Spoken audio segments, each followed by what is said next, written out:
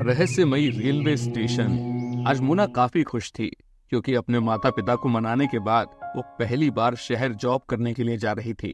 मोना काफी पढ़ी लिखी लड़की थी, पर उसके घर वाले उसे शहर नहीं भेज रहे थे। उसके पिता रमेश उसे छोड़ने के लिए रेलवे स्टेशन पर आते हैं।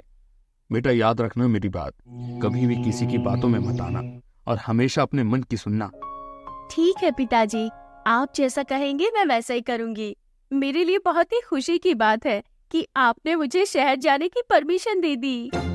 परमिशन तो मैं पहले ही दे देता, पर मुझे डर लगता था, पता नहीं शहर का माहौल कैसा होगा। आप चिंता मत कीजिए, मैं बस अपनी नौकरी पर ध्यान दूंगी।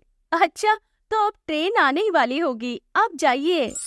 नहीं, मैं तुझे ट्रेन में बैठाकर ही जाऊंगा। और हाँ बेटा, बीच में एक रेलवे स्टेशन पड़ता है, उस रेलवे स्टेशन पर उतरना मत, क्योंकि वो रेलवे स्टेशन रहस्यमयी है। और अगर ट्रेन उस रेलवे स्टेशन पर रुके तो भी मत उतरना। वैसे तो ट्रेन वहां रुकती ही नहीं है, पर अगर रुके तो भी मत उतरना। अभी वो दोनों बात ही कर रहे थे, तभी वहां पर ट्रेन आ जाती है और मोना ट्रेन में चढ़ जाती है। इसके बाद कुछ ही देर में ट्रेन चल देती है और वो अपने पिता को रेलवे स्टेशन पर खड़ा हुआ देख रही थी। इसके बाद ट्रेन काफी दूर निकल जाती है। वहीं मोना आराम से अपनी सीट पर आकर बैठ जाती है और वो बड़ी खुश हो जाती है।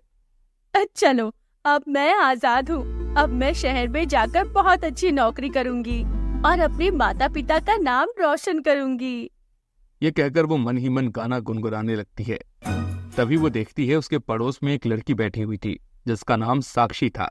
साक्षी जब मोना को देखती है तो वो उससे कहती है, बड़ी खुश लग रही हो, क्या हुआ? क्या पहली बार ट्रेन में बैठी हो? ऐसी बात नहीं है, ट्रेन में तो मैं कई बार बैठी हूँ, पर आज मैं पहली बार शहर में जॉब करने जा रही हूँ। ये तो बड़ी खुशी की बात है। मेरा नाम है साक्षी और मैं भी शहर जा रही हूँ। इसके बाद वो दोनों बातें करने लगते हैं और कुछ ही देर में उन दोनों में काफी अच्छी दोस्ती हो जाती है। ट्रेन तेजी से चलती जा रही थी। लगभग 1 घंटे चलने के बाद वो एक रेलवे स्टेशन पर रुक जाती है। उस रेलवे स्टेशन पर ज्यादा चहल पहल नहीं थी। ये देखकर मोना कहती है, अरे, इस रेलवे स्टेशन पर ज्यादा चहल पहल क्यों नहीं है? अरे, दोपहर का समय है ना, इस वजह से। दोपहर के समय यात्री कम ही रहते हैं, सुबह और शाम को ही ज्यादा होते हैं। क्या इसके बाद और एक रेलवे स्टेशन आने वाला है? हाँ, एक और आएगा। ये सुनकर मोना थोड़ी परेशान हो जाती है। उसे समझ में नहीं आ रहा था कि पिताजी ने उसे इस रेलवे स्टेशन पर उतरने के लिए मना किया था या आगे वाले। तभी साक्षी कहती है, मैं सामान लेने जा रही हूँ, क्या तुम्हें कुछ खाने के लिए मंगवाना है? हाँ, मंगवाना तो है। चलो, मैं भी तुम्हारे साथ चलती हूँ। वैसे ये ट्रेन यहाँ कितनी देर रुकेगी? अब तो ये यहाँ पर लगभग 20 मिनट के लिए रुकेगी, क्योंकि यहाँ पर कई सारे यात्री आते हैं। ठीक है, तब तक हम लोग इस रेलवे स्टेशन पर घूमेंगे। ये कहकर वो भी रेलवे स्टेशन पर ही उतर जाती है, पर उसे नहीं पता था कि ये रेलवे स्टेशन वही था जिस पर उतरने के लिए उसके पिताजी ने मना किया था। मोना थोड़ी दूर पर एक दुकान पर जाती है और अपने खाने का सामान लेने लगती है। तभी वो देखती है कि साक्षी कुछ कर रही थी। मोना को काफी हैरानी होती है और वो साक्षी से कहती है, ये तुम क्या कर रही हो साक्षी? अरे, मैं ये पता करना चाहती हूँ कि यहाँ पर पैरानॉर्मल एक्टिविटीज होती है या नहीं। मैं कुछ समझी नहीं। तुम तो कह रही थी कि इसके बाद एक और रेलवे स्टेशन है। हाँ, तो क्या हुआ? ये रहस्यमय रेलवे स्टेशन है और मैं पैरानॉर्मल साइंटिस्ट हूँ जो रहस्यमय और भूतिया चीजों के बारे में पता करती हूँ। तुमने मुझे धोखा दिया।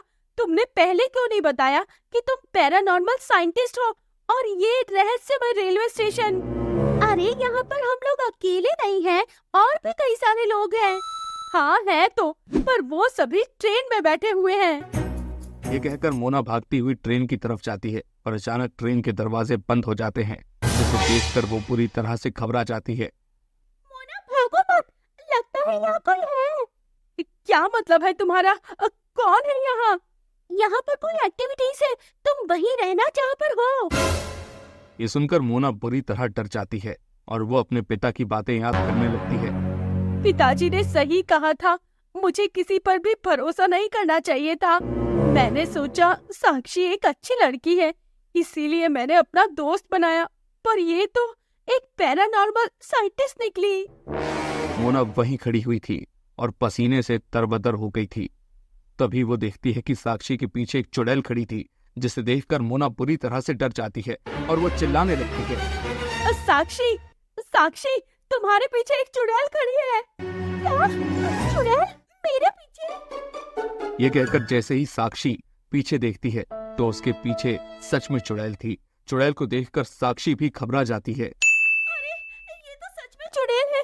मोना, जल्दी भाग, वरना ये हमें मार डालेगी। ये कहकर साक्षी भागने लगती है, पर वो चुड़ैल साक्षी को पकड़ लेती है और मोना के सामने ही उसे मार डालती है। ये देखकर मोना बुरी तरह से डर जाती है। अरे, अब मैं क्या करूं? ये तो मुझे भी मार डालेगी। हे भगवान, मेरी मदद कीजिए। ये कहकर मोना अपनी आंखें बंद कर लेती है और भगवान का नाम लेने लगती है। वो पसीने से बुरी तरह भीग चुकी थी। तभी अचानक रेल का हॉर्न बजता है। ट्रेन का हॉर्न सुनकर मोना अपनी आंखें खोलती है तो वो देखती है कि ट्रेन का दरवाजा खुला हुआ था और वो भागकर ट्रेन में चढ़ जाती है। वहीं वो देखती है कि साक्षी की डेड बॉडी गायब हो चुकी थी, जैसे वहां कुछ हुआ ही नहीं था। और इसके बाद ट्रेन वहां से चली जाती है, पर मोना काफी डरी हुई थी। आखिर साक्षी कहाँ चली गई? उसकी डेड बॉडी मैंने वहीं देखी थी। ये सब क्या था? क्या ये सब मेरी आंखों का छलावा था या कुछ और? तभी वो अपने बगल में साक्षी को पाती है, जिसे देखकर वो पूरी तरह से डर जाती है। तुम यहाँ कैसे आई? अभी तो तुम मर गई थी। ये तुम क्या बकवास कर रही हो?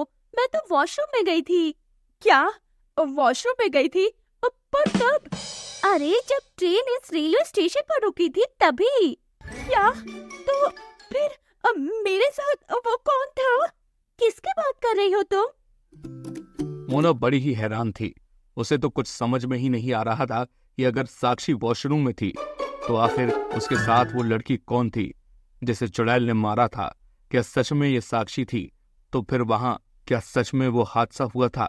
पर अब मोना ट्रेन के आगे बढ़ने के साथ ही शांत हो गई थी, क्योंकि उसे खुशी थी कि वो सही सलामत थी। पर ये अभी भी रहस्य था कि आखिर मोना